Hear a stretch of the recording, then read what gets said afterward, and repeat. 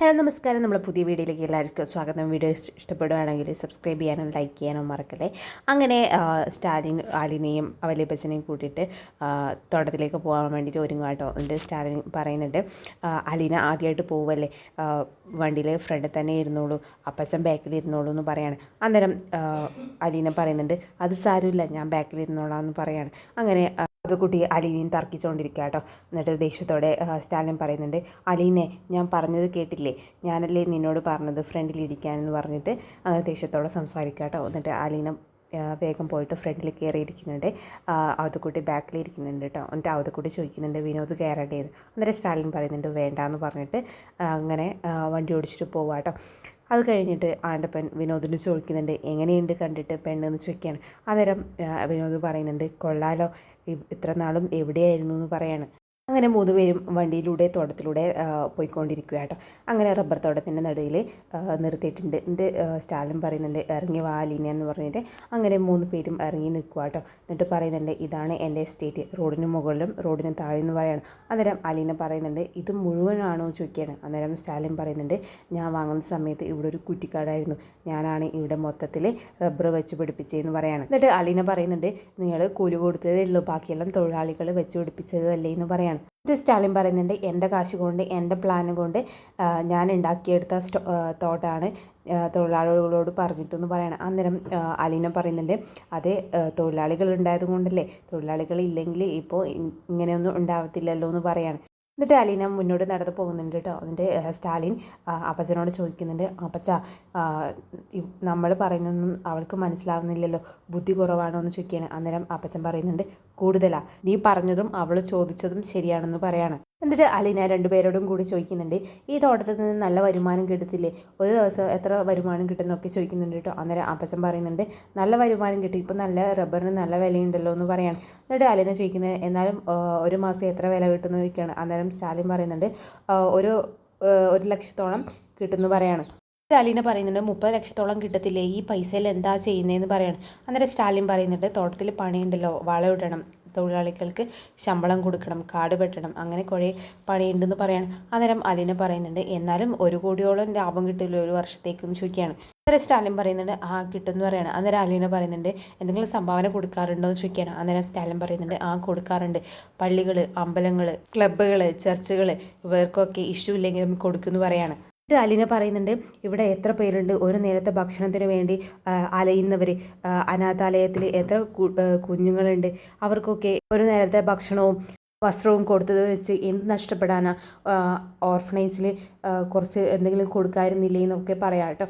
എന്നിട്ട് സ്റ്റാലിൻ പറയുന്നുണ്ട്, ഒന്ന് നിർത്തലീന, സ്റ്റുപ്പിഡ് എന്നൊക്കെ പറയുന്നുണ്ട് കേട്ടോ. എന്നിട്ട് അലീന പറയുന്നുണ്ട്, ഈ സ്റ്റാലിൻ പപ്പയുടെ മകളെ 23 വർഷം വളർത്തിയത് ആ ഓർഫനേജ് ആണെന്നൊക്കെ പറയുന്നുണ്ട് കേട്ടോ. ഇല്ലാത്തവർക്കും രോഗികൾക്കും ഇതൊന്നും കൊടുക്കാൻ പറ്റുന്നില്ലെങ്കിൽ ഇതൊന്നും റബ്ബർ മരങ്ങളല്ല, പാഴ്മരങ്ങളാണെന്ന് അലീന പറയാണ്. എന്നിട്ട് ദേഷ്യത്തോടെ നോക്കുവാട്ടോ സ്റ്റാലിൻ. എന്നിട്ട് ജീപ്പിൻ്റെ അടുത്തേക്ക് കയറി പോവാട്ടോ.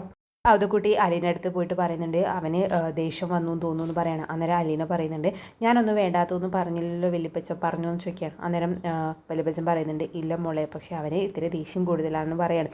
എന്നിട്ട് അലീന പറയുന്നുണ്ട്, ഇപ്പോൾ കേണലൊന്നുമല്ലോ, റിട്ടയർഡ് ആയില്ലേ എന്ന് പറയാണ്. എന്നിട്ട് അവതക്കുട്ടി പറയുന്നുണ്ട്, അതൊക്കെ ശരിയാണെന്ന് പറയാണ്. അന്നേരം അലീന പറയുന്നുണ്ട്, അഹങ്കാരം കുറച്ചാൽ മതി, അന്നേരം ഇതൊക്കെ കുറയുമെന്ന് പറയാണ്. എന്നിട്ട് അവതക്കുട്ടി പറയുന്നുണ്ട്, വാ നമുക്ക് പോവാമെന്ന് പറയുന്നുണ്ട്. ആ സമയത്തൊക്കെ സ്റ്റാലിൻ വണ്ടിയുടെ ഹോൺ അടിച്ചുകൊണ്ടിരിക്കുന്നുണ്ട് കേട്ടോ. അങ്ങനെ രണ്ടുപേരും കയറി പോവാട്ടോ. സ്റ്റാലിൻ എന്നിട്ട് എല്ലാവരുടെയും കാണിച്ചു കൊടുക്കുന്നുണ്ട് കേട്ടോ. ഫാക്ടറിയും ഓഫീസ് ബിൽഡിങ്ങും ഒക്കെ കാണിച്ചു കൊടുക്കുന്നുണ്ട് കേട്ടോ. എന്നിട്ട് ലാസ്റ്റ് ഓഫീസ് ബിൽഡിങ്ങിലേക്ക് പോകാണ്ട്. എന്നിട്ട് അവിടെ നിർത്തിയിട്ട് പറയുന്നുണ്ട്, ഞാനൊന്ന് ഓഫീസിൽ കയറിയിട്ട് വരാമെന്ന് പറയാണ്. എന്നിട്ട് അലീന പറയുന്നുണ്ട്, ഞങ്ങളും കൂടി വരട്ടെ എന്ന് ചോദിക്കുകയാണ്. അന്നേരം സ്റ്റാലിൻ പറയുന്നുണ്ട്, എന്തിനാ വരുന്നതെന്ന് പറയാണ്. അന്നേരം അലീന പറയുന്നുണ്ട്, എല്ലാം ഒന്ന് നോക്കി കാണാമല്ലോ എന്ന് പറയാണ്. അന്നേരം അതുകൂട്ടി പറയുന്നുണ്ട്, കാണണം, എല്ലാം മോള് കാണണം എന്ന് പറയാണ്. അന്നേരം സ്റ്റാലിൻ ദേഷ്യപ്പെട്ട് പറയാണ്, എന്തിനാ അവിടേക്ക് കയറുന്നത്, കുറച്ച് കസേരയും കുറച്ച് ആളുകളും മാത്രമുണ്ട്, പിന്നെ എന്തിനാ അങ്ങോട്ട് വരുന്നതെന്ന് പറയാണ്. അന്നേരം അലീന പറയുന്നുണ്ട്, ഇഷ്ടമല്ലെങ്കിലും ഞങ്ങൾ വരുന്നില്ല, ഞാനിവിടെ ഇരിക്കാമെന്ന് പറയാണ്. അന്നേരം സ്റ്റാലിൻ പറയുന്നുണ്ട്, അതിന് ഇഷ്ടക്കേടൊന്നുമില്ല, വെറുതെ എന്തിനാ അവിടെ വന്ന് നിൽക്കേണ്ട ആവശ്യമില്ലല്ലോ എന്ന് പറയാണ്. അന്നേരം അവതക്കുട്ടി പറയുന്നുണ്ട്, ഇവൾ നിൽക്കാൻ റെഡിയാണ്, പിന്നെ എന്താന്ന് പറഞ്ഞിട്ട് നിൽക്കുക കേട്ടോ. എന്നിട്ട് സ്റ്റാലിൻ പറയുന്നുണ്ട് എന്നാൽ ഇറങ്ങി വാ എന്ന് പറഞ്ഞിട്ട് അങ്ങനെ ഇറങ്ങി വരും കേട്ടോ. ആ സമയത്ത് ഓഫീസ് ബിൽഡിങ്ങിൽ നിന്ന് ഒരു സ്റ്റാഫ് വരുന്നുണ്ട് കേട്ടോ. വന്നിട്ട് ഹലോ നമസ്കാരം സാർ എന്നൊക്കെ പറയുന്നുണ്ട് കേട്ടോ. അന്നേരം അലീനെ കണ്ടിട്ട് ഇതാരോ എന്ന് ചോദിക്കുകയാണ്.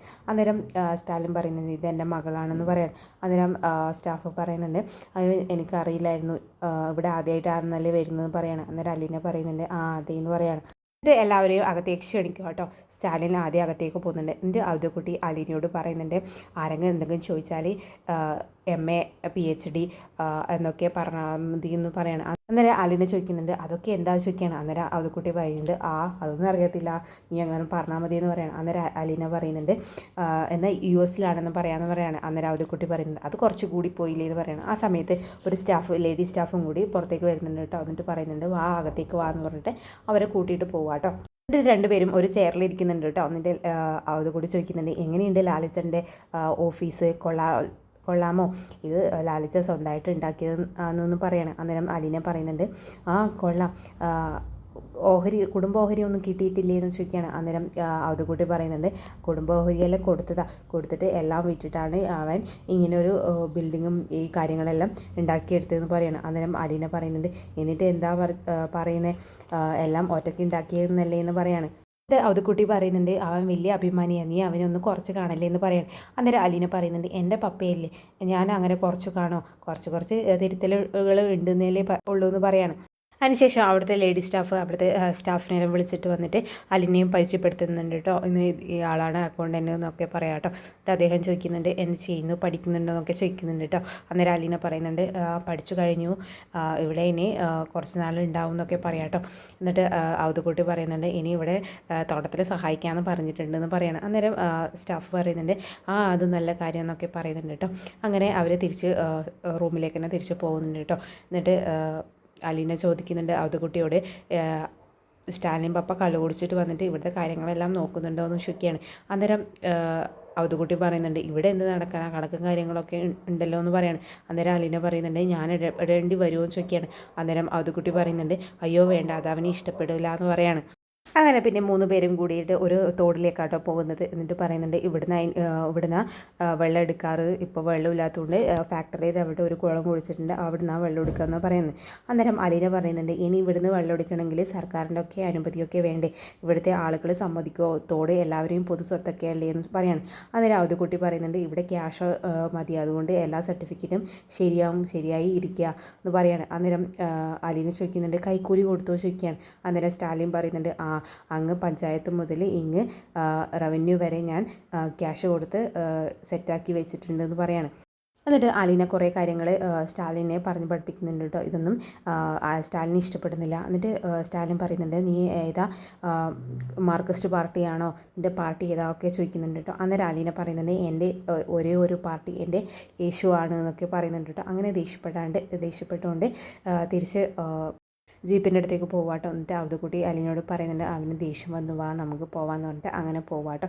അങ്ങനെ വണ്ടിയിൽ പോകുന്ന സമയത്ത് സ്റ്റാലിൻ്റെ കൈ മുറുക്കെ പിടിക്കുന്നുണ്ട് കേട്ടോ. അങ്ങനെ സ്റ്റാലിന് ദേഷ്യം അലീനെ തണുപ്പിച്ചെടുക്കുന്നുണ്ട് കേട്ടോ. എന്നിട്ട് സ്റ്റാലിൻ പറയുന്നുണ്ട് ഞാനിനി അവിടെ ചെക്ക് ഡാം കെട്ടുന്നില്ല എന്നൊക്കെ പറയുന്നുണ്ട് കേട്ടോ. ആ സമയത്ത് അലീനയുടെ കണ്ണിൽ നിന്ന് കണ്ണീര് വരുന്നുണ്ട് കേട്ടോ.